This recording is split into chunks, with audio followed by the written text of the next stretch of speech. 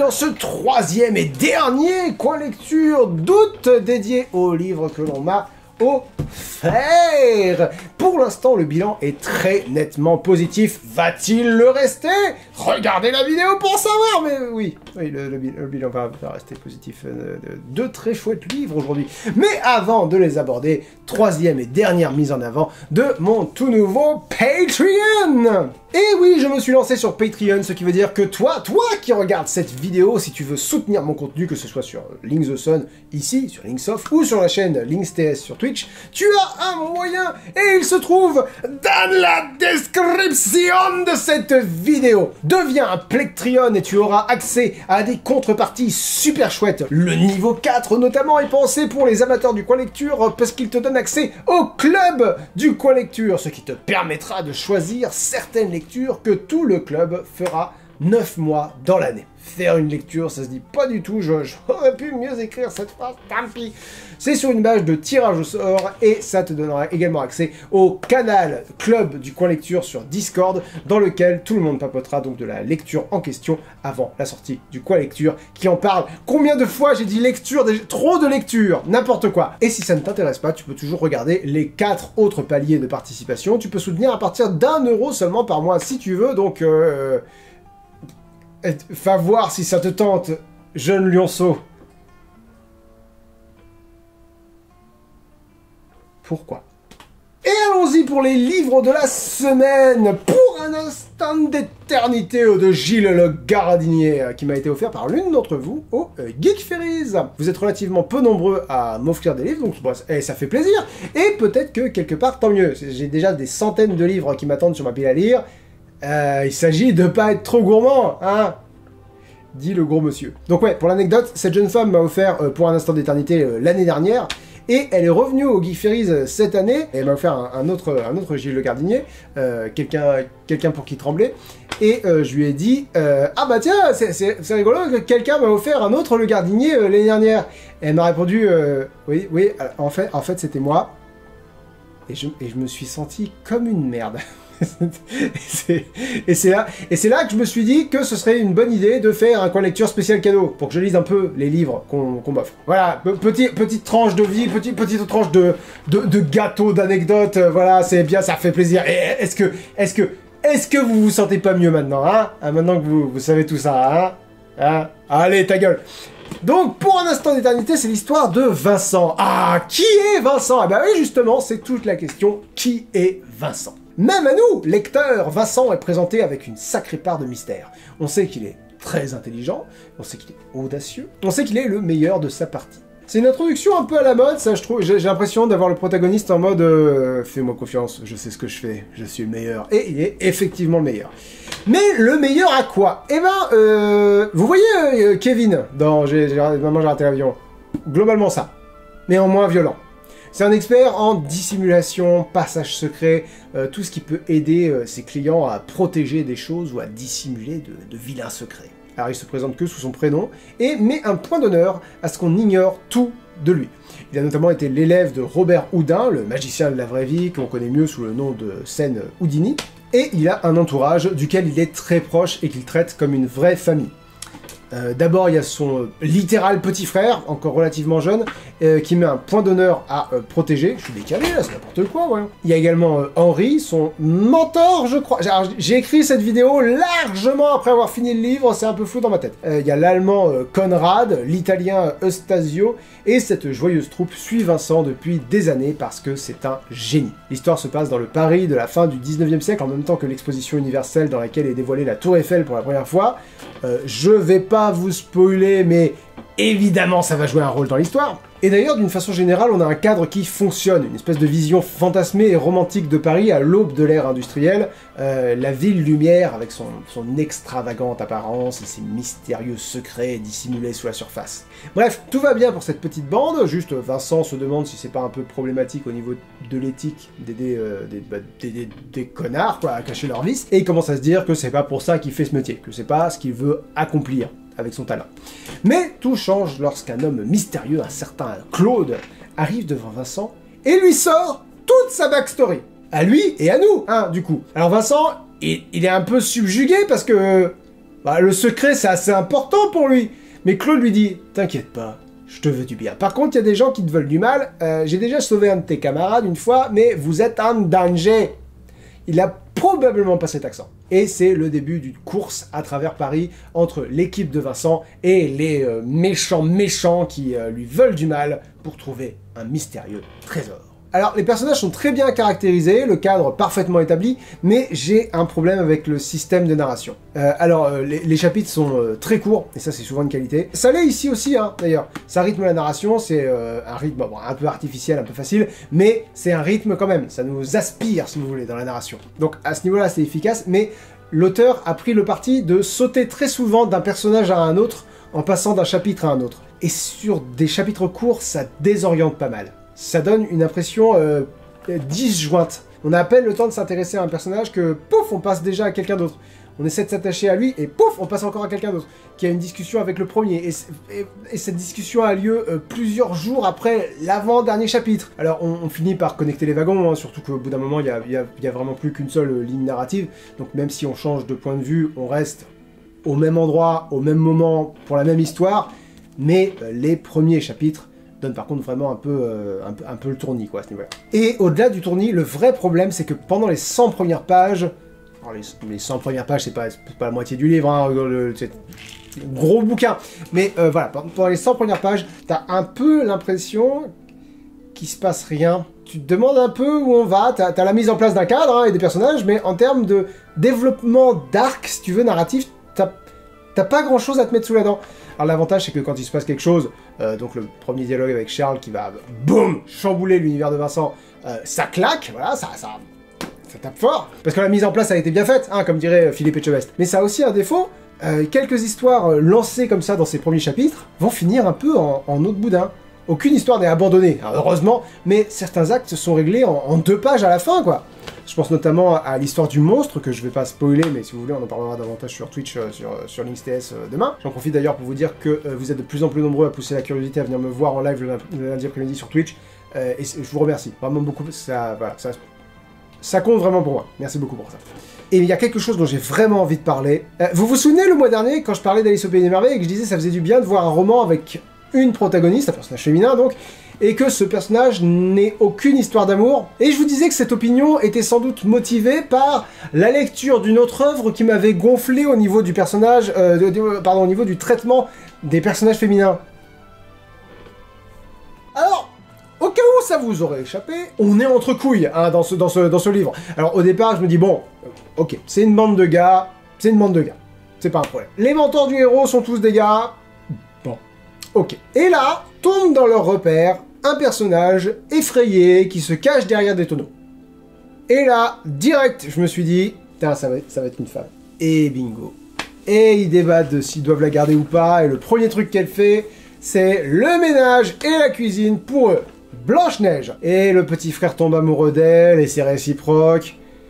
Et c'est l'un des 3 seuls personnages féminins du livre. Une des 2 autres, c'est l'amoureuse de Stasio, qui est franchement pas développée. Et la 3e, c'est une chercheuse qui apparaît dans la 2e moitié, et qu'on voit pendant 2 chapitres. Donc voilà, ouais, ça m'a gonflé. Parce qu'à côté de ça, vous imaginez bien qu'il y a plein de personnages masculins, en plus de ceux dont je vous ai parlé. Et au bout du compte, même si j'ai passé un bon moment de lecture, alors un gros moment, hein, parce que 7 heures, donc voilà, on est sur une lecture conséquente, mais voilà, même si j'ai passé un bon moment de lecture, je retiendrai surtout les défauts, je pense. Avec les chapitres courts, la personnalisation simple, les personnages féminins vides, et étant donné le thème, j'avais un peu l'impression d'avoir lu un Dan Brown cheap, si vous voulez. Alors de Dan Brown, j'ai lu que Da Vinci Code et Ange et Démon. Et là, entre les passages secrets, les sociétés secrètes mystiques, les secrets historiques, il y a une question des 4 éléments à un moment, le côté course contre une secte, on retrouve beaucoup d'éléments de Dan Brown,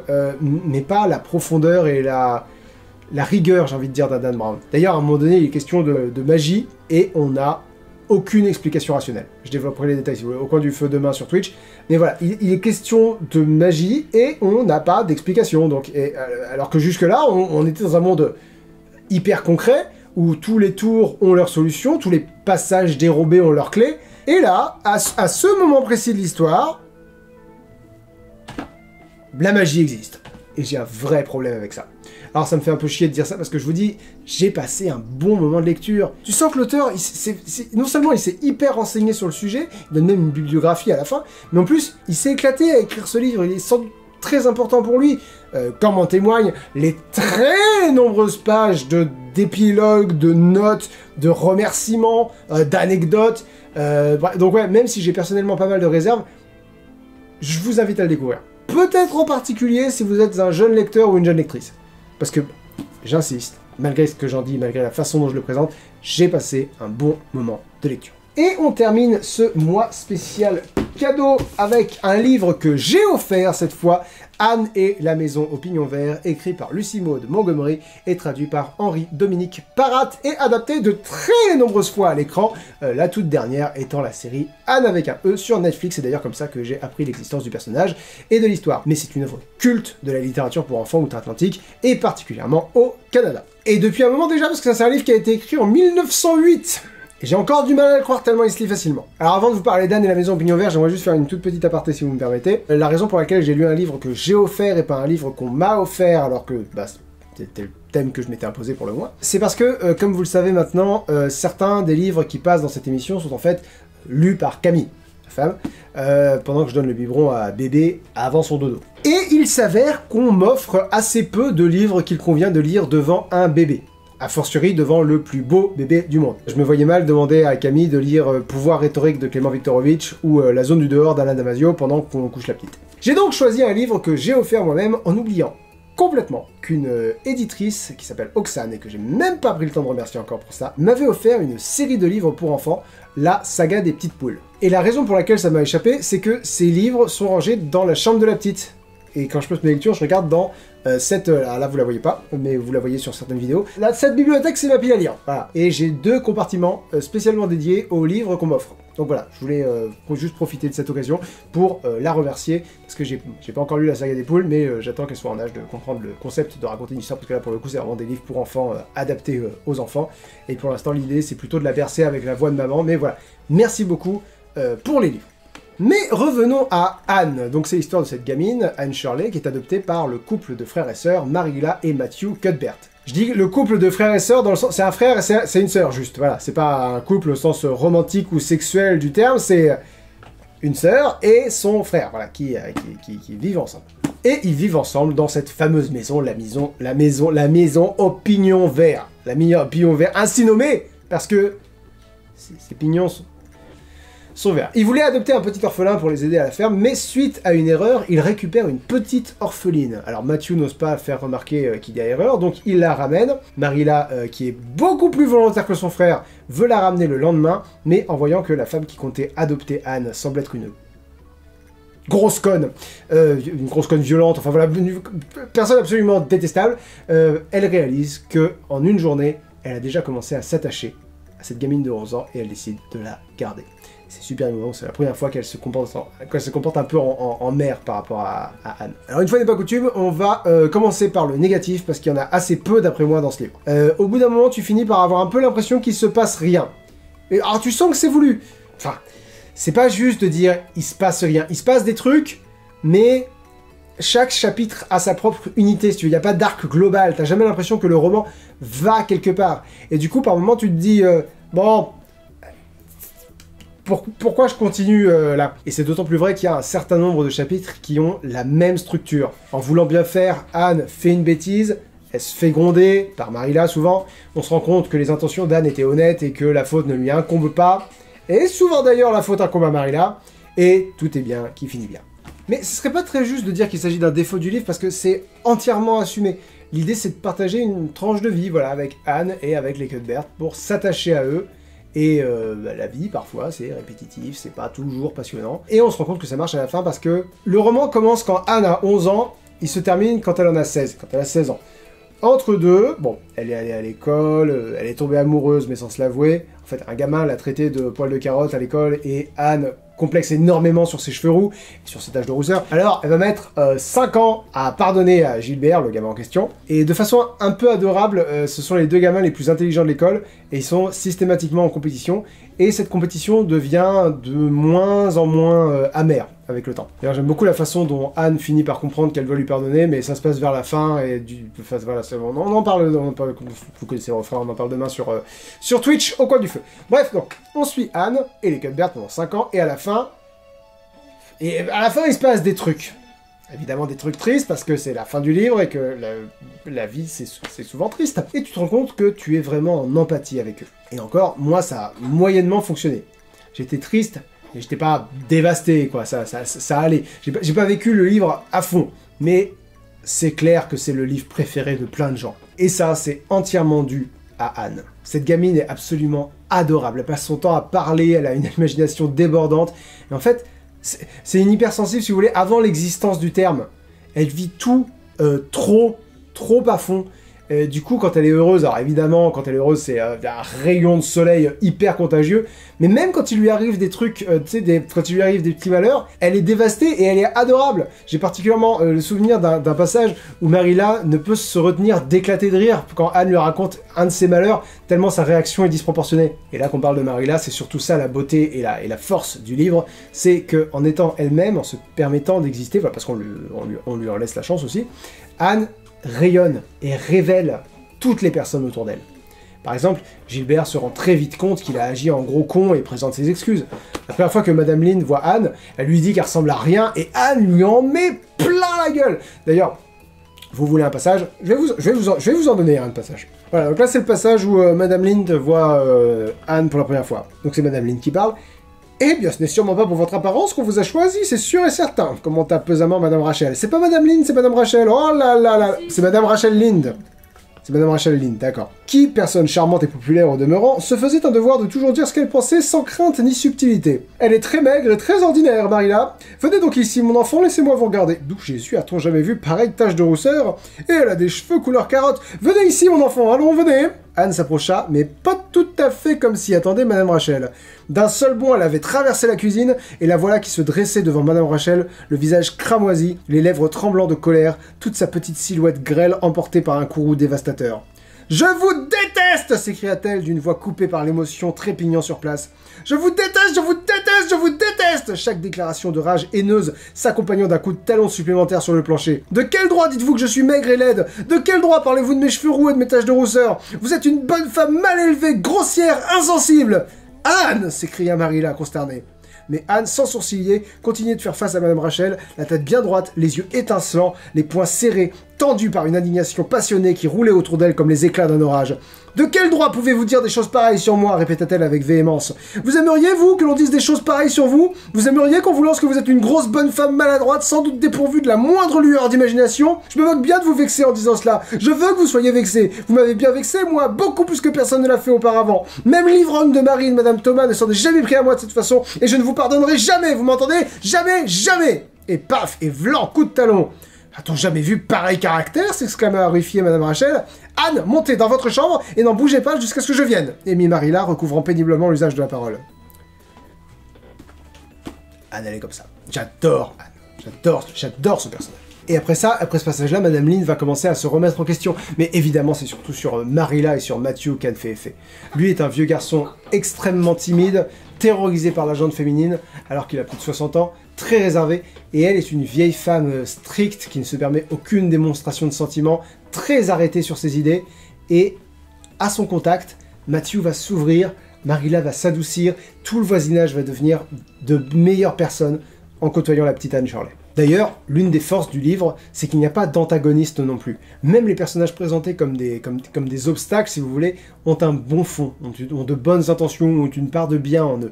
Je pense notamment donc à Madame Lynn, je pense aussi à Madame Barry, la mère de la meilleure amie qu'Anne se fait à l'école, et qui empêche les deux filles de se voir suite à un incident impliquant presque du sirop de framboise. Donc si vous ne l'avez jamais lu, je vous le conseille. Très très fortement. En particulier si les points positifs que j'ai évoqués ont connecté avec vous, si vous vous dites ah ça a l'air d'être le genre d'histoire ou d'héroïne que j'adore dans mes lectures. Moi je sais que ça m'a plu, même si je peux pas vraiment dire que la magie est opérée, mais je peux par contre vraiment dire que j'ai vu qu'il y avait quelque chose de magique. Vous voyez, une espèce de espèce de qualité intangible qui fait qu'on s'attache à des personnages et à un univers comme si c'était de vraies personnes. Alors Anne et la maison au pignon vert est le premier volet de la saga d'Anne, et j'ai bien l'intention de découvrir la suite un jour. Peut-être juste la saga dont Anne est le personnage principal, parce que Lucy Maud Montgomery a écrit d'autres livres dans l'univers d'Anne, mais elle est plus effacée apparemment, et je vous dis pour moi, la grosse force de la série, c'est son personnage principal. Donc je pense plutôt me concentrer là-dessus. Et voilà qui conclut ce mois spécial cadeau, et je vais vous reparler des livres que nous avons évoqués, les livres du mois, mais dans mon ordre de recommandation. Hop, allez, hop, voilà, et nickel, hop, bien à toi, et... à la toute base, des flamands et des roses. Désolé, ça m'a pas beaucoup plu pour les raisons que j'ai déjà évoquées, mais comme toujours, c'est un livre d'abonnés, donc si ça vous a rendu curieux, n'hésitez surtout pas à y jeter un œil. C'est important de soutenir les jeunes auteurs, les jeunes autrices, parce que c'est un milieu extrêmement compétitif, enfin vous savez comment ça fonctionne. Hop, en 5e place, je mettrai Pour un instant d'éternité de Gilles Le Gardinier. Et pourtant j'ai bien aimé, mais ça a été un gros mois, et le top 4 est vraiment très très bon. À la 4e place, on va mettre Anne et la maison au pignon vert. Ça a été une lecture très agréable, on vient d'en parler en détail, très chouette découverte. Donc voilà, 4e place, 3e place, La vie devant soi, qui est sans conteste le livre le mieux écrit et le plus fort que j'ai lu ce mois-ci. Mais je le mets à la 3e place de mes recommandations parce que bah, vous n'avez pas besoin que je vous dise Romain Gary, le gars qui a eu 2 prix Goncourt, eh ben c'est pas mal du tout. Par contre, mes 2 coups de cœur du mois, dans 2 styles très différents, donc disons qu'ils sont à égalité. Le premier tome d'Un certain goût de plomb d'Arnaud Cazelle, une plongée impitoyable dans l'Ouest sauvage, si l'Ouest était fantastique, et au Sud, l'Ouest du Sud, donc genre Toulouse. Bref, non, bah, gros coup de cœur, hâte de lire la suite. Si vous vous procurez ce livre, si vous le lisez, si vous donnez des retours sur internet, vous ne soutenez pas qu'un jeune auteur, vous soutenez aussi une jeune maison d'édition, et une jeune maison d'édition bretonne, parce que oui, ils sont basés à Guingamp, Oneiroy.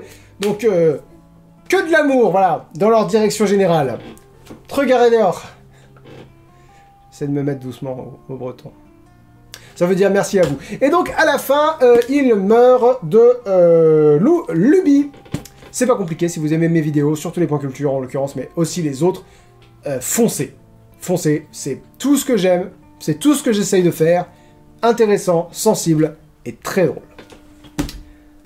La semaine prochaine, le mois prochain, c'est le mois spécial classique. Donc je ne lirai que des classiques de la littérature, et comme c'est un critère méga flex, mon critère objectif, c'est qu'il faut qu'il soit apparu dans n'importe quelle édition des 1001 livres à lire dans sa vie. Je vous mettrai un lien dans la description de la liste complète des œuvres qui sont... Oh, je vous mettrai le lien, quoi, des livres qui sont... Mais vous voyez ce que je veux dire, on se laisse sur la question de la semaine. Parlant de livres qu'on offre en cadeau, est-ce que vous avez une anecdote sympa à nous raconter sur un livre que vous avez reçu en cadeau ou que vous avez offert vous-même ?